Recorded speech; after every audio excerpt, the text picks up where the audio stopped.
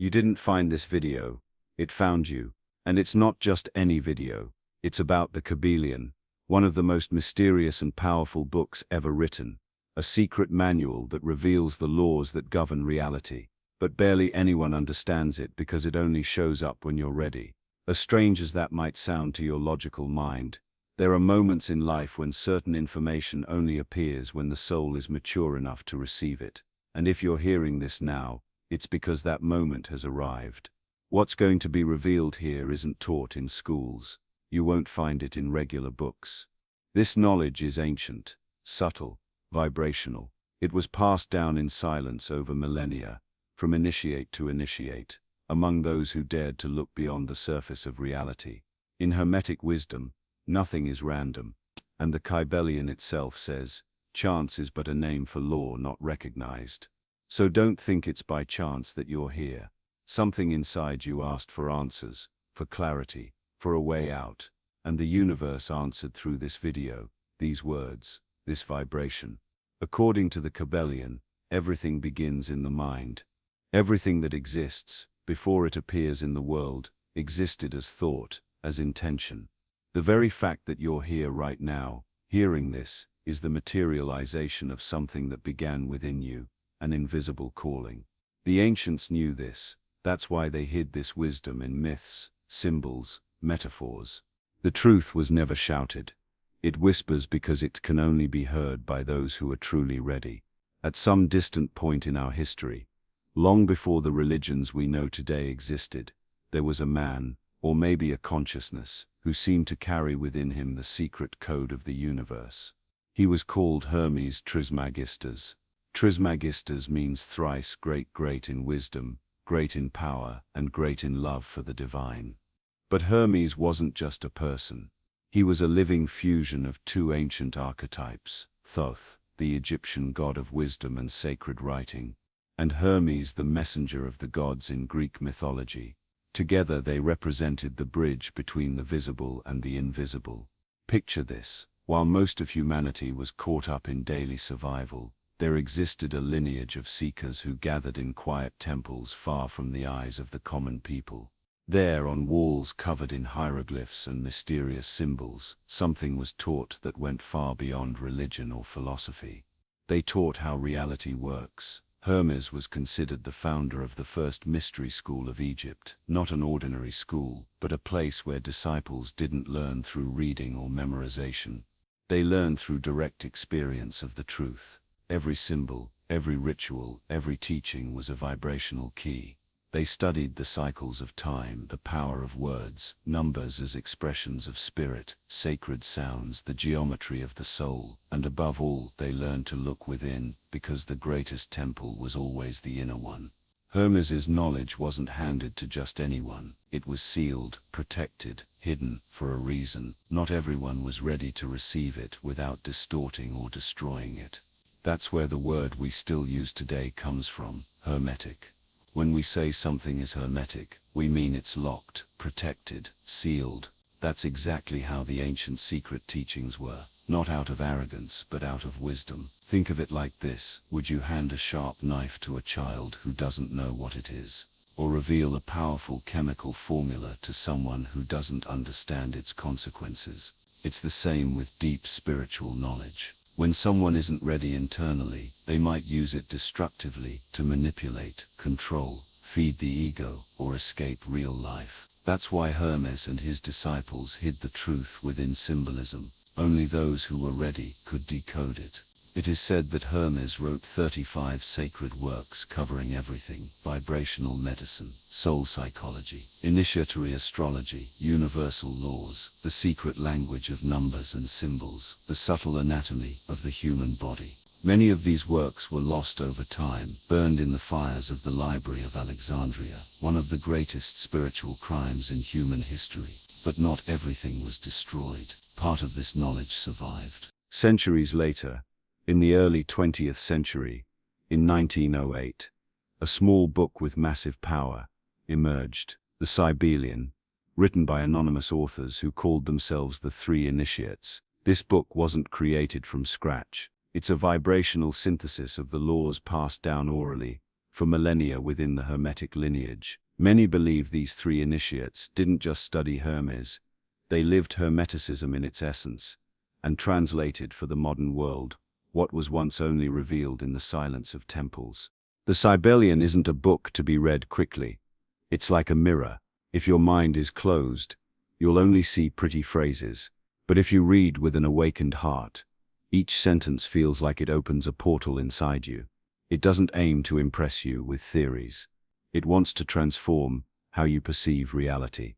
A practical example, when the Kybalion says, "The lips of wisdom are closed except to the ears of understanding," it means that true teaching only reveals itself when the disciple is ready on the inside. It's like a musical instrument. You could be holding a rare violin, but if your ear isn't trained, you won't hear the beauty of its sound. Wisdom is the same way. It can be right in front of you, but it only reveals itself if you're in tune with it. And maybe that's why you're here now, listening to or reading these words. Because somehow, something inside you asked for deeper answers. And when the soul asks, the universe responds. That's what the Hermetic tradition is. A silent response to your soul's call. The Kybalion is more than a book. It's an invitation to a new way of seeing the world. And Hermes Trismegistus, with his ancient wisdom, lives on in every person who chooses to dive into this truth and remember who they really are. And all of this only makes sense when you understand one of the greatest secrets ever revealed by the ancient masters. The universe isn't made of matter, it's made of mind. Not mind in the everyday sense of thoughts running wild in your head, but in the deeper sense, everything that exists is a mental manifestation, a conscious thought within an infinite consciousness that permeates everything. This is the first and most fundamental Hermetic principle, known as the principle of mentalism. It says, the all is mind, the universe is mental. And what does that mean in practice? Imagine this, you're inside a big dream. But not just any dream. It's a living, intelligent, coherent dream with laws, cycles, rhythms, and patterns. Everything you see, hear, touch, or feel is part of that dream. But unlike your nighttime dreams, this one is shared, collectively projected by a mind so vast, so elevated, that everything that exists is contained within it. That mind is what Hermeticists call the All. The Hindus call it Maharatma, the cosmic mind. The Gnostics called it the Pleroma, the fullness of the source. Some call it God, others call it the field. The name changes, but the mystery is the same. We live, move, and exist within a living mind. Now think about this. When you're dreaming at night, and in the dream you're running, flying, talking to someone, it all feels very real. But when you wake up, you realize it was all created by your own mind. The setting, the people, the situations, all came from within. Now take that to a deeper level. What if what you call reality is the exact same thing, just on another level of dreaming? The dream of the universal mind. That's what Hermeticism proposes, and it's not just symbolic. Today, even quantum physics is starting to echo this view, showing that the subatomic world behaves in unstable, fluid, and changeable ways until it's observed. In other words, consciousness directly influences matter, and what does that have to do with you? Everything. Because if the universe is mental, then everything you think, believe, and feel creates a real impact on this reality. Thoughts aren't just invisible things that show up and disappear. They're vibrations that shape your life experience. For example, imagine you grew up hearing that money is hard, life is suffering, no one is trustworthy. That became your mental background. And now, every time an opportunity to grow or open up to something new comes along, something inside you pulls you back. Why? Because your mind is running an invisible script that says it's not safe to move forward. And since the universe responds to what you vibrate internally, you start attracting situations that confirm those patterns. The same goes for love. If deep down there's a belief that nobody stays, love is dangerous, I'm not enough, then no matter how much you want a deep relationship, your mental vibration sabotages that desire, and life keeps handing you more of the same: abandonment, rejection, frustration. But here's the liberating part.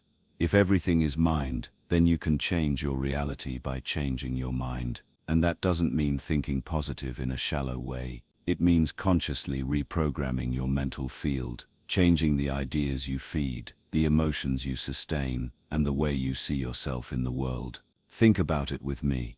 If you change the tuning on a radio, it starts picking up a different frequency. The music changes, the mood changes, the energy changes. It's the same with the mind. When you shift the frequency of your thoughts, you start attracting different experiences, different people, different paths, because the outer reality is a direct reflection of the inner state. And this isn't too mystical or out of reach. Take a simple example. On a day when you wake up feeling inspired, with faith, at peace, everything seems to flow, people treat you better, traffic feels lighter, even your coffee tastes better.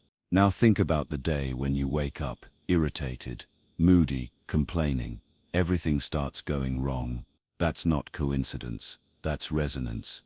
You're not a victim of the universe.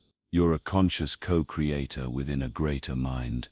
And the more you align with that consciousness, the more you purify your mind, elevate your thoughts, take care of what you feel and believe, the more reality starts to reflect that state. Everything is mind. But here's a crucial point. The human mind is used to repeating fears, repeating stories, repeating judgments. If you're not aware, it traps you. That's why the masters didn't just say create with the mind. They also said wake up to the truth of who you are, because deep down, you are not your mind. You are the consciousness that observes the mind, and true creation begins when you rise above repetitive thoughts and choose with clarity what you want to think, what you want to feel, what you want to project. You don't need to understand everything all at once. But if this idea has found you, it's because something inside you is already ready to begin. And what if everything you experience is being guided by laws as real as gravity, even if you can't see them? What if absolutely nothing is by chance, not even the fact that you're reading this right now? From the moment you understand that the universe is mental, the next revelation comes. This mind that holds everything together operates through universal laws, invisible, yet incredibly precise laws. Nothing escapes them. Nothing happens outside of them. The Kybalion states clearly, everything happens according to law. Chance is just a name for a law not recognized. This completely changes how you see reality. Life stops being a random series of disconnected events and becomes understood as a coordinated dance where every step, every movement, every consequence has a source. Everything is connected. And if you pay close attention, you'll see that everything that happens in your life is the result of some vibration you yourself set in motion, even if it was unconscious. Let's take a practical example.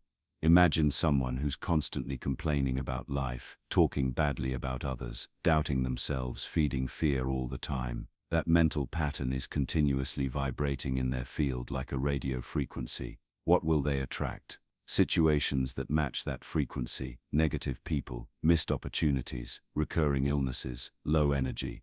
This isn't punishment, it's not divine wrath. It's simply the law of cause and effect in action. This is one of the 7 Hermetic laws and maybe the easiest one to notice in daily life. You reap what you sow.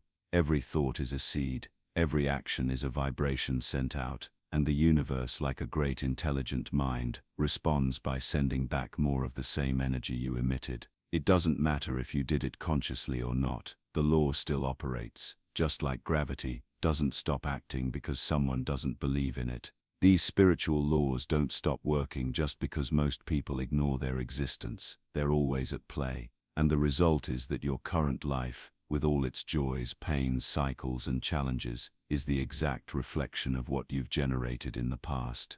Sometimes in another time, sometimes on another plane, but always with a cause. And this isn't just Hermeticism. This is physics. This is deep spirituality. This is karma understood vibrationally. Physical actions, subtle thoughts, repressed emotions, all of it emits a frequency. And that frequency doesn't disappear into thin air, it comes back. Because the universe is an intelligent field that records everything. It's like the universe is a giant mirror, but not a regular mirror. A living vibrational mirror that doesn't just reflect your image, it reflects your inner essence. It sends back what you truly feel. think, believe, not what you say out loud or pretend to believe. That's why so many people get frustrated trying to positive think their way through life, thinking that just repeating nice phrases will do the trick. If inside you're still vibrating scarcity, fear, anger, or guilt, that's what the universe will keep mirroring back to you. The Hermetic laws exist to set us free, not to trap us. When you realize you're creating your reality with every choice you make, you stop feeling like a victim of the world and start becoming the author of your own story. But that takes courage, because taking responsibility for everything around you also means looking within and recognizing your own hidden causes, the ones you yourself set in motion unknowingly, but that are now returning as effects. And if you feel like you're stuck in repeating cycles, patterns that show up over and over in relationships, money, health, it's because the causes are still being fed internally. Changing the outside won't help. Moving to a new city, getting a new partner, switching jobs won't solve anything if your internal frequency doesn't change, because the universe, following these laws, will keep mirroring what you carry in your energetic field. That's the beauty, and also the seriousness of this knowledge. It doesn't give you shortcuts, it doesn't give you excuses, but it gives you the full map. And that map starts with the understanding that nothing, absolutely nothing, is random. So next time something seemingly senseless happens, instead of asking, "Why is this happening to me?" ask, "What's the cause I haven't recognized yet?"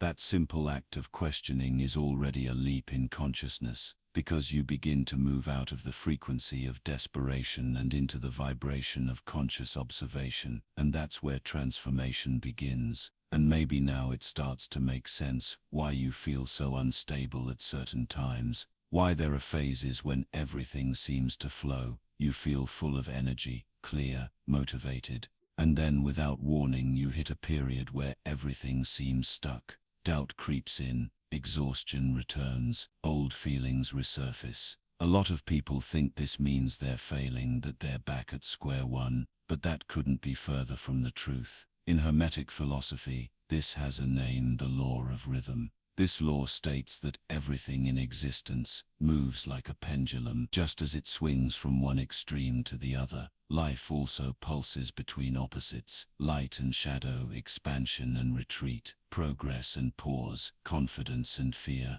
It's the natural flow of existence, and it's not something you can avoid, it's something you're meant to understand. Look at nature. The sun rises and sets, the seasons change, the heart beats in rhythm, the ocean follows the tides. Life is organized in cycles, and you as part of the whole, are also within that movement. The problem is that we were taught to see life as a straight line, as if real progress meant always going up, always growing, always improving. But that's a modern myth, created by a system that glorifies non-stop productivity and evolution. Without rest, in the universe, nothing grows upward forever, without first dipping down a little.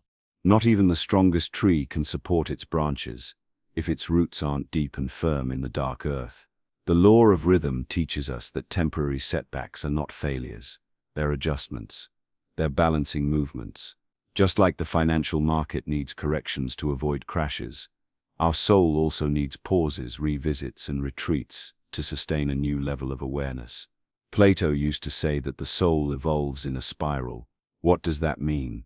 That even when it seems like we're going through an old struggle again, we're actually revisiting that point from a different angle. It's like climbing a spiral staircase. You look down and see the same spot as before, but you're at a higher level. Think about an emotional wound you thought you had already healed. Maybe an old fear, an insecurity, a painful memory. Suddenly all of that comes back, and you wonder, why am I feeling this again? I thought I was over it. The old mind sees this as failure, but awakened consciousness knows the pendulum is swinging back, not to knock you down, but to shine light on that spot more deeply. It's a chance to face that pain with the eyes of someone who has already grown. This also explains why so many people self-sabotage right before taking a big leap.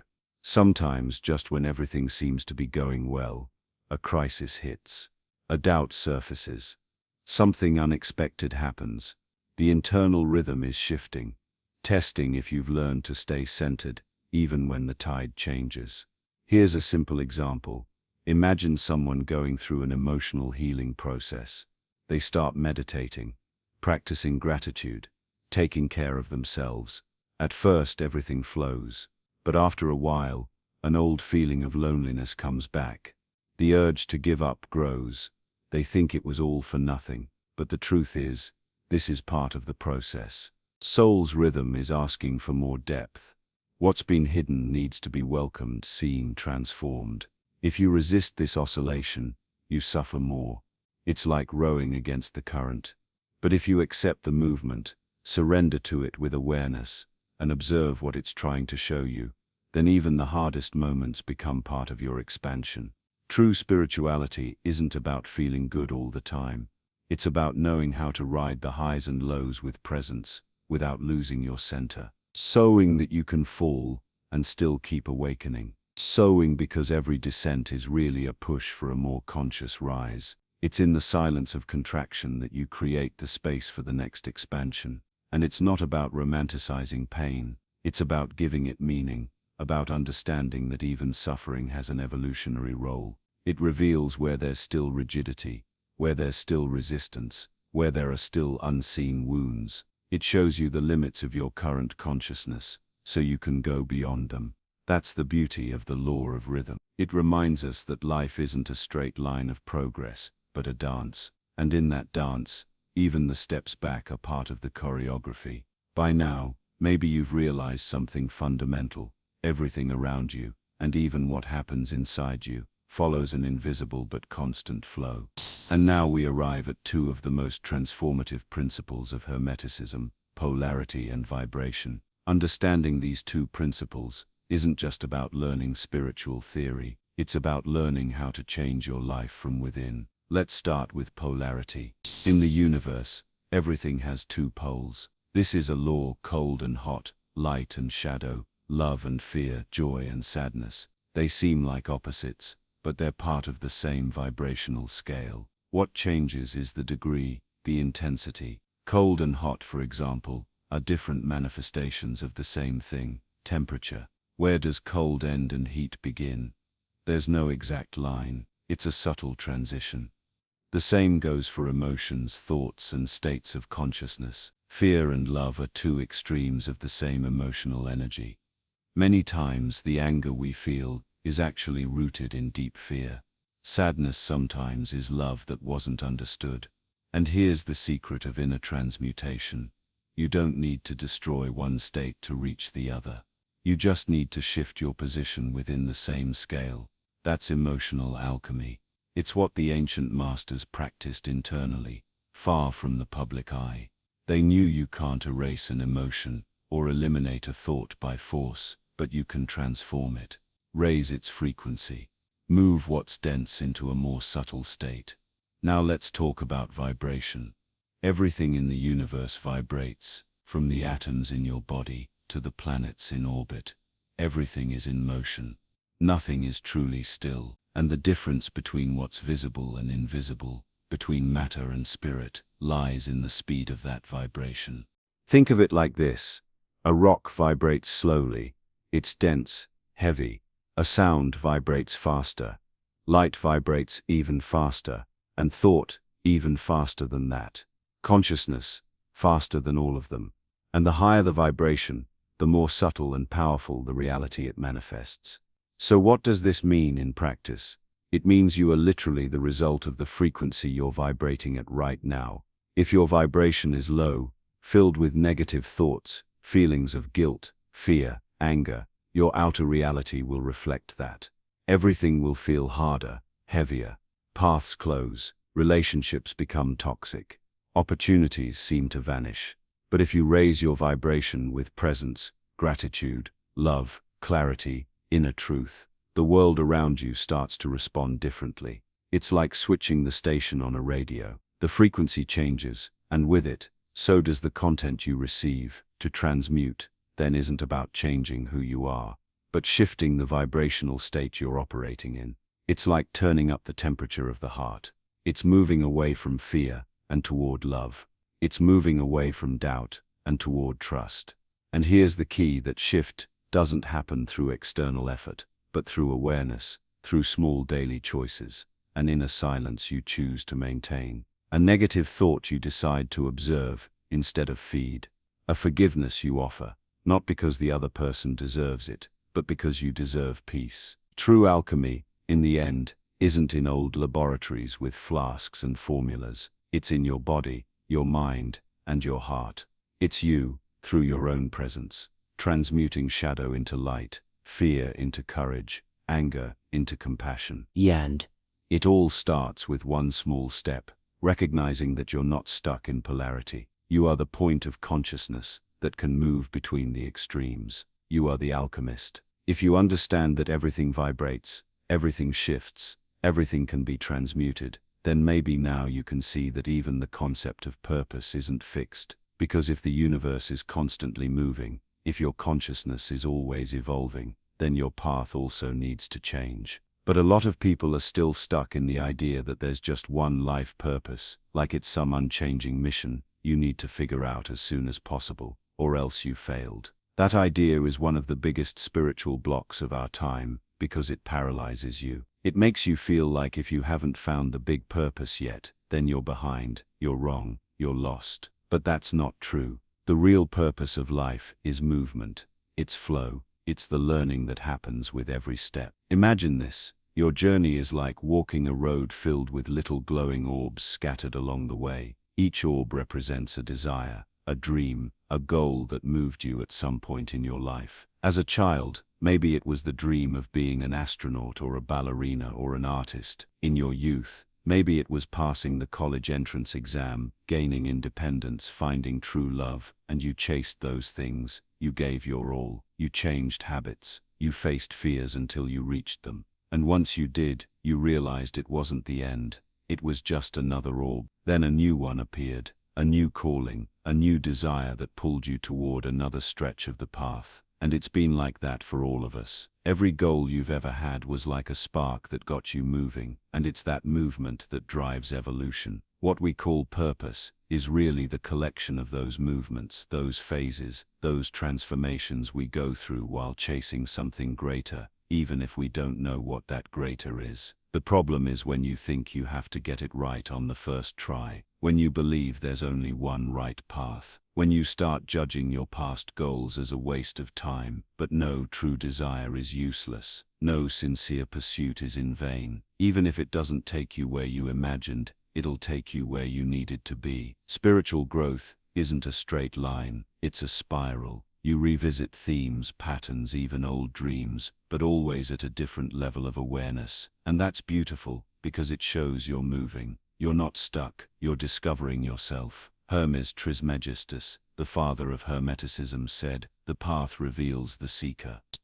That means you don't need to know who you are to start. You find out who you are as you walk, and as you walk, you change. And when you change, your dreams change, your orbs change, and that's okay. There's no contradiction in that. There's growth. How many times have you wanted something with all your heart, and then later realized it didn't make sense anymore? That's not inconsistency. That's a sign your soul is updating its internal codes. What you want today is an extension of who you are today, and who you are today is way more than who you were yesterday. So don't be afraid to leave an orb behind. Don't feel guilty for changing your route. Don't think you wasted time. Everything you've lived up to now was preparation. It was like a trail that only reveals itself as you walk. Each step lights up the next one. And if you stop out of fear of making a mistake, the trail disappears because it only shows itself to those who dare to keep going. If right now you feel like you're without direction, without purpose, unsure of what you want, maybe that's just the space between two orbs, a sacred moment of silence where your next desire is still forming inside you. Honor that silence. It's necessary. It's fertile. That's where the new starts to vibrate. Your mission isn't to find the perfect orb. It's to keep seeking with awareness, with truth, with presence. And the more you align with who you really are, not who the world expects you to be, the more the right orbs will appear, the more the path will open, and the clearer your reason for being here will become. Don't wait for a final revelation, like a sign that says this is your purpose. The universe doesn't work like that. It whispers, it nudges, it invites, and every time you say yes to a true calling, even if you don't know where it's leading, the universe responds with more light. The search itself is the awakening, and when you start to recognize this intelligent flow that guides every small transformation in your life, you realize something even deeper. None of these laws work in isolation. Even though we study them one by one, they aren't separate. They're not scattered like puzzle pieces waiting to be assembled. They already come connected, intertwined, integrated. They're like 7 threads braided together to form a single fabric, the source code of the universe itself. In practice, this means that everything happening in your life is being moved simultaneously by all these laws at the same time, even if you don't notice it. Even if you've never heard of Hermeticism, the movement of your mind, the unfolding of your experiences, the emotions you feel, the challenges that arise, the opportunities that appear, all of it is being woven by this invisible intelligence that operates through these 7 forces. Think of a musical instrument, like a guitar. The strings are different, they have unique thicknesses and sounds, but it's the whole set that creates the music. A single isolated note doesn't say much. But when all the strings are tuned and played consciously, a melody emerges. That's how the Hermetic laws work. Each one reveals an aspect of reality, but it's in the union of them all that the truth is revealed. The law of mentalism is the structure. It's the understanding that everything begins in the mind. Everything, the entire universe, is a living thought. Your reality is shaped by the quality of the thoughts you nurture. You're like a programmer working with an invisible language. Your thoughts are code, and the world responds to that code, without questioning whether you're aware of it or not. The law of correspondence is the bridge. It shows that everything above has a reflection below, and everything outside reflects what's inside. That's why your external world is a mirror. If you're constantly in conflict with others, it's because you're carrying an internal field of division. If you attract people who don't value you, maybe you're not valuing yourself. The world outside is always showing you how things are inside. This is the bridge no one ever taught us to cross. The law of vibration is the movement. Nothing is still, not even what looks solid or permanent. Everything vibrates, everything pulses, every thought, every emotion, every word you speak generates a frequency. And that frequency attracts matching realities. When you understand this, you begin to watch what you feel, what you think, what you consume, because all of that is influencing what you manifest, even if it's unconscious. The law of polarity is the variation. It shows that everything is dual, light and shadow, love and fear, joy and sadness. They're not separate things, they're extremes of the same energy. The difference is in the degree, not in the nature. Anger, for example, can be transmuted into courage. Fear can be turned into presence. Chaos can be reorganized into wisdom. When you understand this law, you stop fighting the extremes and start moving them with awareness. The law of rhythm is the cycle. It teaches that everything has tides, everything rises and falls, everything breathes. If you're in a tough moment, it will pass, because life's pendulum never stops. But the secret isn't in trying to control the movement. It's in learning how to surf it. If you know when to plant, when to rest, when to be silent, when to act, you stop being a victim of the cycle and start dancing with it. The law of cause and effect is the chain. Nothing happens by chance. Every action causes a reaction. Every choice has a consequence. Everything you're experiencing now was created at some point in the past by a decision, a word, a thought, a vibration that came from you. And this applies to the past but also to the future. What you plant today, you'll inevitably harvest tomorrow. The choice is yours. The result is inevitable. The law of gender is the principle of creation. It shows that everything in the universe contains the masculine and the feminine. And we're not talking about biological gender, but about energetic qualities. The masculine is action, focus, direction. The feminine is intuition, reception, gestation. Every creative process needs both. An idea must be received feminine and then executed masculine. A project must be felt feminine and then manifested masculine. Without balance between these two aspects, everything feels incomplete. And when you begin to see these laws, not as abstract rules but as living mechanisms operating within you, you begin to move with them, to navigate, to co-create. You stop being tossed around by life and start riding the waves of the universe with more balance, more awareness, more lightness. Because here's the key: either you learn to use these laws consciously, or you'll be dragged by them unconsciously. There's no in between. They never stop operating. The difference is whether you're awake or asleep, whether you're creating or being carried. There is no neutral space in the universe. You're always vibrating something, always manifesting something, and if you're not choosing it consciously, something or someone else is choosing it for you. The media, your traumas, the system, your fears, your past, all of that can program your mind if you don't take the reins. But now that you understand all these laws are really one intelligence in motion, you can start using this knowledge as a real map, as a hidden manual of reality, as the source code that governs everything, including you. Now that we've begun to see the universe as a unified field of intelligent laws operating at all times, there comes a point where one inevitable question arises: how do we live in harmony with all of this? What happens to someone who wakes up and starts to recognize the hidden signs behind visible reality? What happens is the birth of the initiate. An initiate isn't someone who's read secret books or memorized mysterious names. It's someone who stopped fighting life and started flowing with it. The true initiate understands something most people ignore. It's not about controlling the universe, it's about aligning with it, and that changes everything. Look, the swimmer who dives into a raging river and tries to swim against the current quickly wears out. He gets drained, frustrated,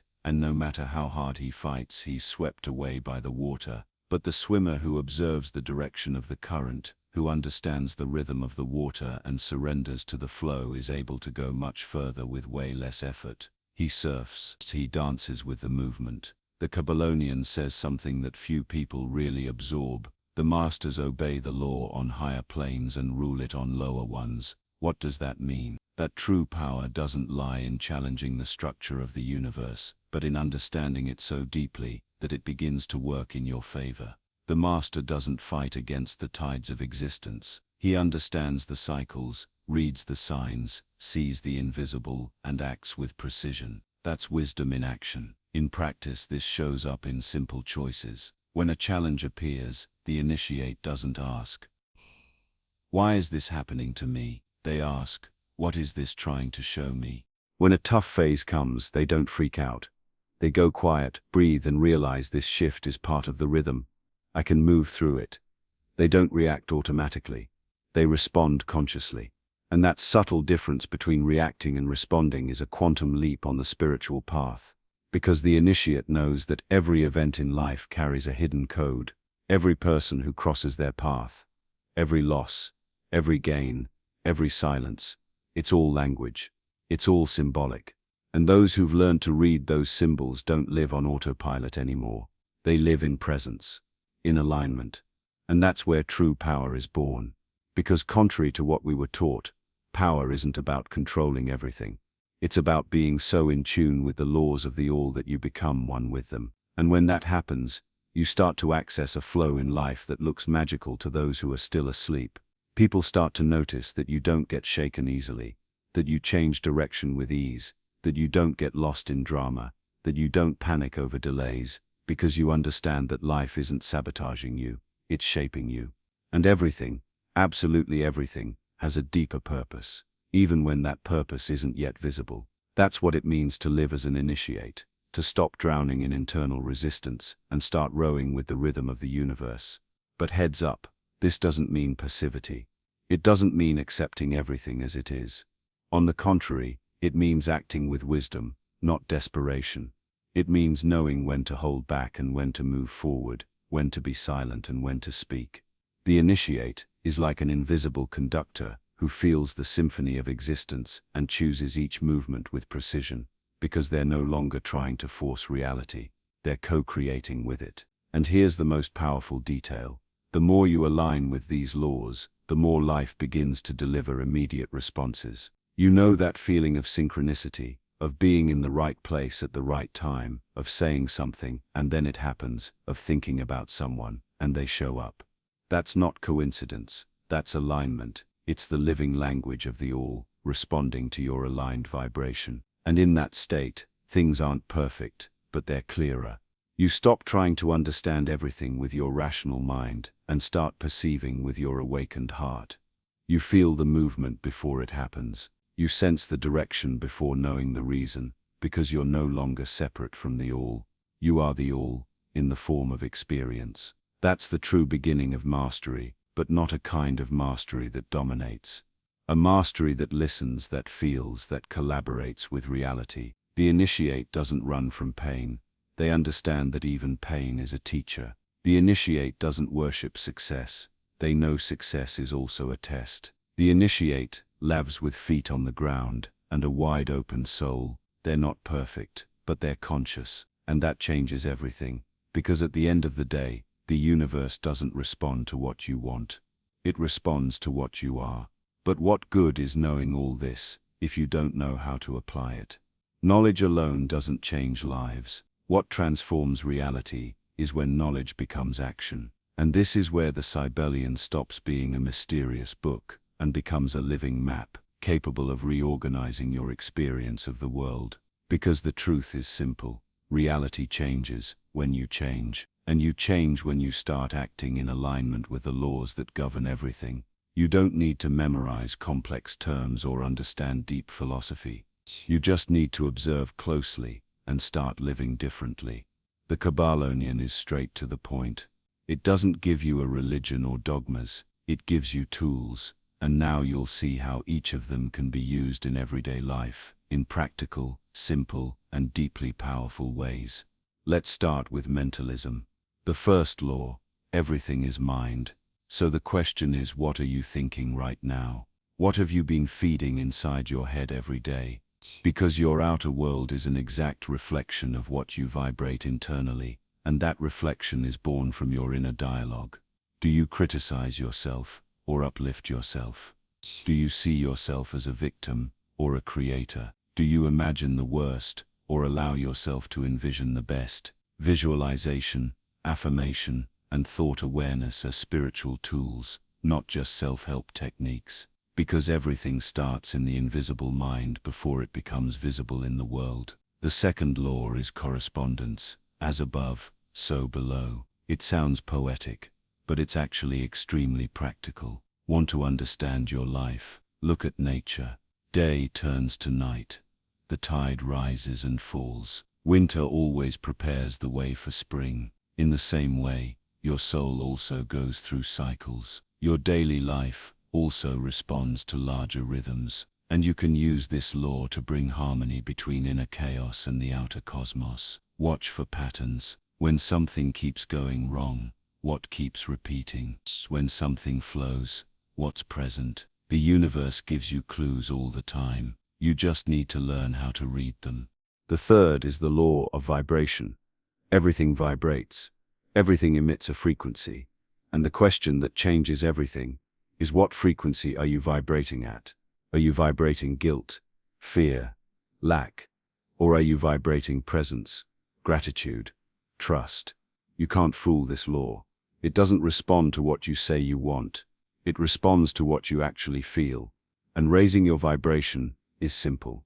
Take a deep breath. Walk barefoot on the earth.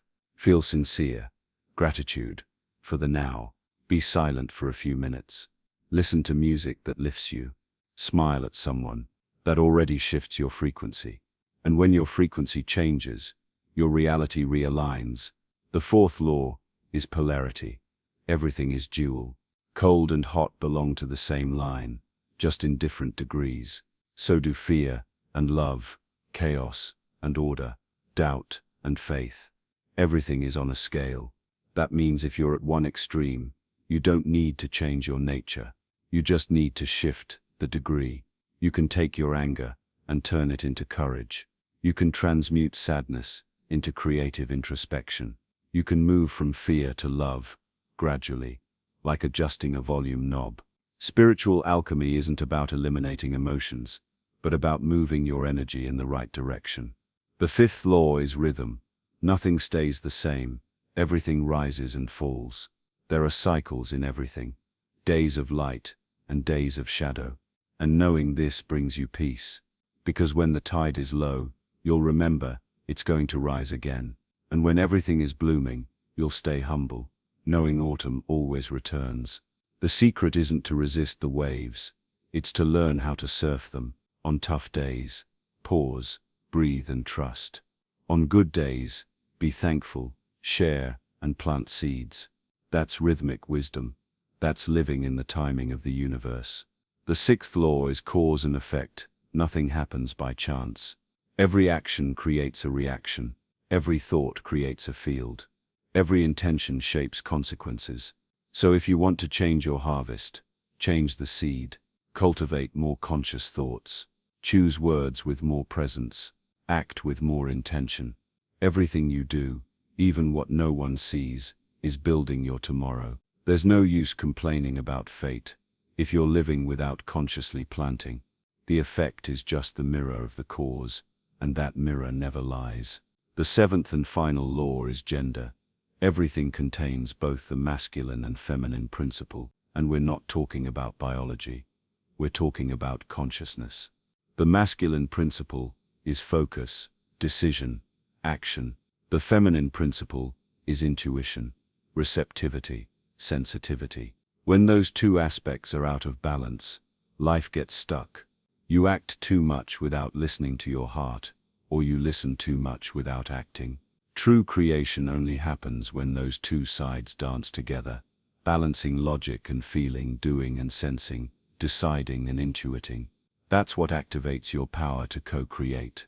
And here's the secret that ties it all together. You don't have to get it right all the time. You don't have to be perfect. You just have to be in alignment. When you start aligning your life with these laws, even imperfectly, reality starts to reorganize around you, because the universe responds to sincere intention. It responds to presence. It responds to awareness. And that's what makes the Kybalion so powerful. It's not a magic formula. It's a reminder of what you already are. But before you go, something important is waiting for you. A special video was carefully prepared to help you dive even deeper into everything you've started to remember here. It's like a continuation of this awakening, a next step on this journey that has already begun inside you, and is now calling for more clarity, more presence, more awareness. So don't close this tab. Don't go back to distraction. Just click the video that's appearing on the screen now,